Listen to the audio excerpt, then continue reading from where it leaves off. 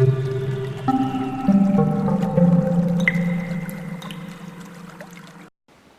ne trouve pas très velu, mais bon, je vois pas ce que ça peut être d'autre. Hein. Avec des fleurs espacées comme ça. Ah, là, il y a un fruit là. Des orchidées, des papillons, des petites bêtes volantes et tout plein de jolies fleurs des prairies et des pelouses. Cela ressemble à une sortie à la découverte de la nature, comme il en est organisé un peu partout au beau jour. Mais aujourd'hui, les naturalistes ont droit à des explications plus poussées. Ils sont adhérents, administrateurs ou bénévoles. Il y a aussi des salariés du Conservatoire d'espaces naturels Centre-Val de Loire, soit toute la palette des composantes de l'association qui gère 3800 hectares d'espaces naturels au niveau régional, dont 250 en Eure-et-Loire.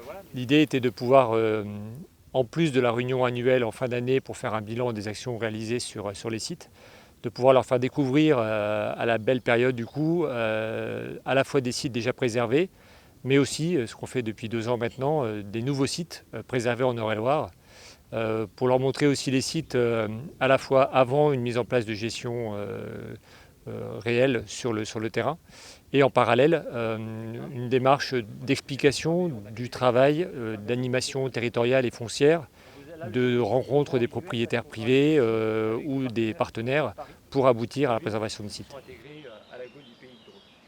Rassemblés à Fort-Arroire, site appartenant au ministère de la Culture en raison de son intérêt historique et archéologique, les participants explorent les milieux naturels et y décèlent les espèces présentes. Ceci sous la houlette de spécialistes, bénévoles du conservatoire depuis plusieurs années pour la plupart. L'occasion, en particulier pour les conservateurs bénévoles, de se forger une culture commune avec les autres membres de l'association et de s'approprier leur mission d'ambassadeurs locaux. Déjà au sein du groupe des conservateurs bénévoles, il y a clairement une dynamique qui s'est créée du fait de cette double rencontre annuelle.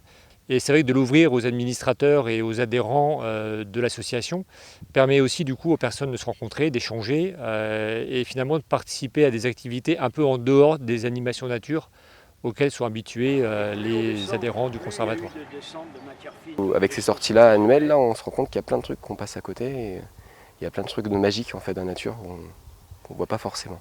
Sur des sites comme ça méconnus, on se rend compte qu'il y a vachement de travail en amont en fait, qu'on n'a pas forcément connaissance. Et c'est là où on voit l'enjeu du conservatoire en fait, au niveau de la biodiversité. Ouais. C'est bien de voir à la fois les salariés du conservatoire, les conservateurs bénévoles qui s'investissent aussi, et puis les gens comme moi qui simplement s'intéressent à la nature et puis ont envie de voir de belles choses et puis de participer à la préservation. Donc je me sens un petit peu privilégiée de voir tout ça pendant une balade. Par rapport aux nouveaux conservateurs, je pense que ça leur permet de concrétiser assez vite l'action du conservatoire, de rencontrer aussi des conservateurs bénévoles qui participent à l'action du conservatoire depuis parfois 5, 10, voire 15 ans. Et du coup, ça leur permet aussi de rentrer dans ce groupe finalement des conservateurs bénévoles d'Eure-et-Loire et de ramener finalement un élément de plus dans la dynamique globale.